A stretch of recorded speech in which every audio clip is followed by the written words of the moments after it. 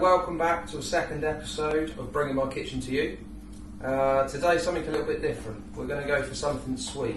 So today I'm going to demonstrate how to produce a double chocolate cheesecake, and I've set out the ingredients that I need here for me in front of me. So just take a look at the ingredients that we need. In the bowl here I've got some digestive biscuits. I've just put those into a bag, crumb those down. We've got butter, milk chocolate, mascarpone, double cream, ice and sugar, vanilla essence, and then I've just grated some chocolate. So the first thing we're going to do is we're going to look at making our biscuit base. So we're going to take our butter and I'm just going to melt that in the microwave. So once your butter's melted, take your crumbed digestive biscuits, add your melted butter, and then just using a spoon, we're just going to mix this through. Just makes a nice little base. We're going to press this down into the little prepared rings. We're going to pop that into the fridge and we're going to allow that to set. So once your digestive biscuits are all combined with your butter, we're then just going to take a spoon. I'm going to feed some of these into my rings.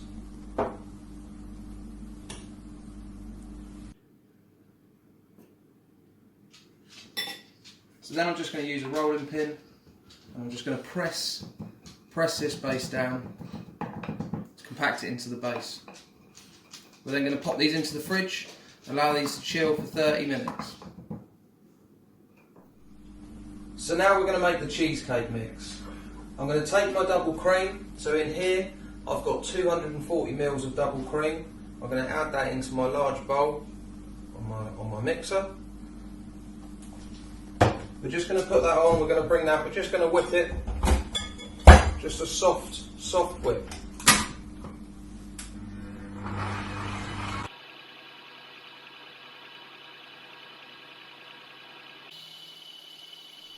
So I'm now going to add my ice and sugar. I've already sieved this, make sure that you sieve your ice and sugar, make sure that there's no lumps running through. We're going to add the ice and sugar. I'm going to add the mascarpone cheese. So there's 90 grams of ice and sugar, and I've got 300 grams of mascarpone cheese. I'm now going to add 1 teaspoon of vanilla essence, and then I'm just going to mix that slowly together, looking for a nice, smooth, creamy consistency.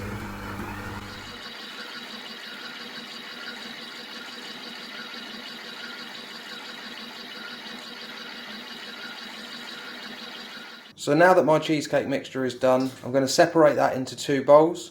I've got here 100 grams of milk chocolate and I'm just going to place that over a bain-marie. Just be careful that the water doesn't touch the bottom of your bowl. Allow this to melt until runny. Just allow the chocolate to cool slightly before being added to the cream cheese mixture. So I've divided the 2 amounts of the cream cheese mixture. Here I've got my grated chocolate. I've got 25 grams of grated milk chocolate. I'm going to add that into the 1/2 of my cream cheese mixture. And then I'm just going to carefully and lightly fold this through. I'm then going to add this into a piping bag. This will just make it easier and neater to fire into the prepared moulds. I'm now going to take my second bowl of my cream cheese mixture. I've got my melted chocolate that I've allowed to just cool down a little. I'm going to add that in with my cream cheese mixture. Just going to carefully fold that through the second half of our cheesecake mixture. And by adding this chocolate in, this will also help to just allow that just to set up and become a little bit firmer when it comes out of the fridge. This then also goes into a piping bag.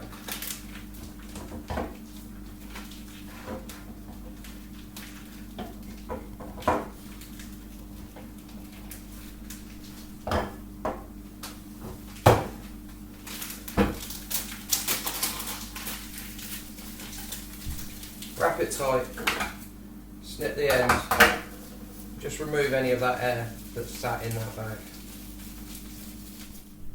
So I've removed my cheesecake bases from the fridge. They're now nice and firm, and I'm going to go in to start with the chocolate filling.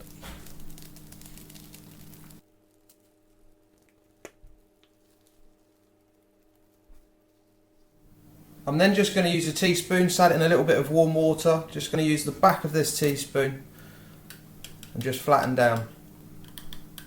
This will allow a better definition when I add the second layer and a different colour of my cheesecake mixture. So now that my first cheesecake mixture has allowed 20 minutes to be chilled in the fridge, it's now firmed up. I'm going to take my second mixture and I'm just going to add one layer of the cheesecake mixture.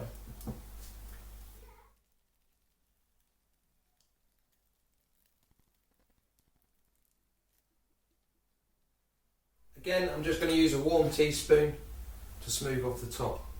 Make sure that's nice and straight, nice and flat. And then once that's set, we're going to finish that with a layer of cocoa powder across the top.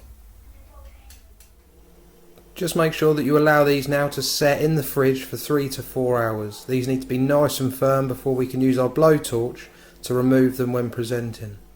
So now we're at a point that we want to make a couple of different items that we're going to be able to serve with our dessert. The next two things that I'm going to show you is just the first one is a basic chocolate ganache. In this bowl I've got 100 grams of milk chocolate and I've got 100 mils of double cream. I'm going to add the cream into a small saucepan, put it onto the stove and bring it up to just below boiling point. At this point I can then pour that hot cream straight over the chocolate and then allow the heat from that cream to allow that chocolate to melt.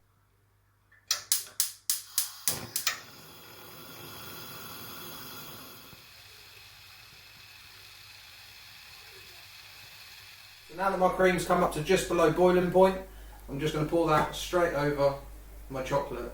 The heat from that is going to allow that to melt and then I'm going to stir to combine. So I've allowed this to sit for about 1 minute. As you can see, the heat from that has now just melted that chocolate. Just going to stir till it's combined, nice and smooth and glossy.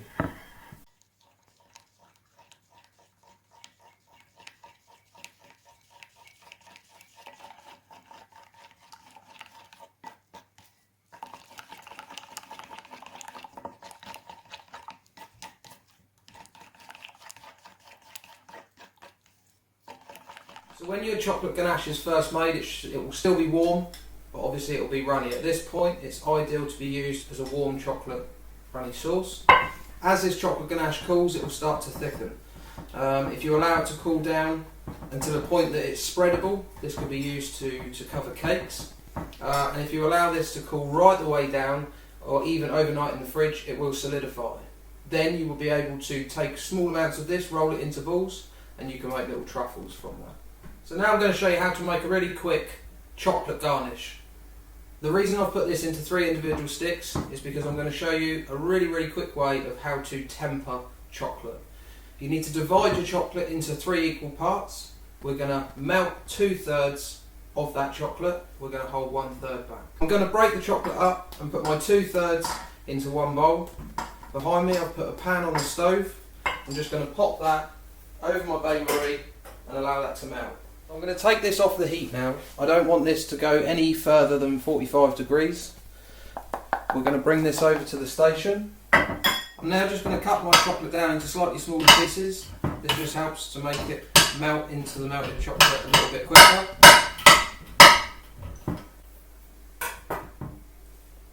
And then a few bits at a time, I'm going to add that to my melted chocolate and then allow the heat from that melted chocolate to melt my unmelted chocolate. So once those first few bits have melted, add a couple more. We want to try and get this to go down to 28 degrees. Once this reaches 28 degrees, we can then pop that back onto our bain-marie. We're going to bring it up to 31 degrees and that's working temperature. So now that I've tempered my chocolate using the seeding method, I'm going to pipe a few decorations onto my marble slab, allow them to cool and they should set.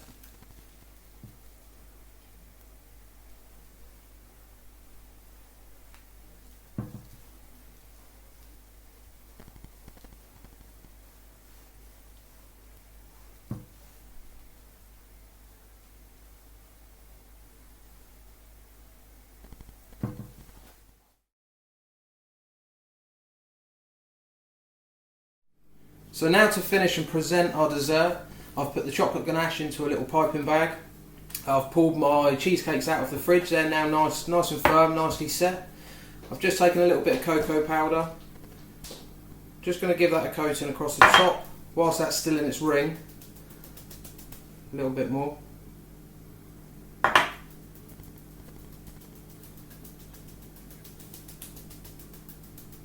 To plate, I'm just going to run my ganache around on the inside of this ring. I'm going to use the tip of a teaspoon and just drag that around. Carefully lift that away. I'm going to go in with my cheesecake.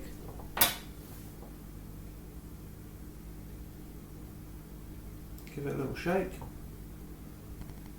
Carefully remove the ring.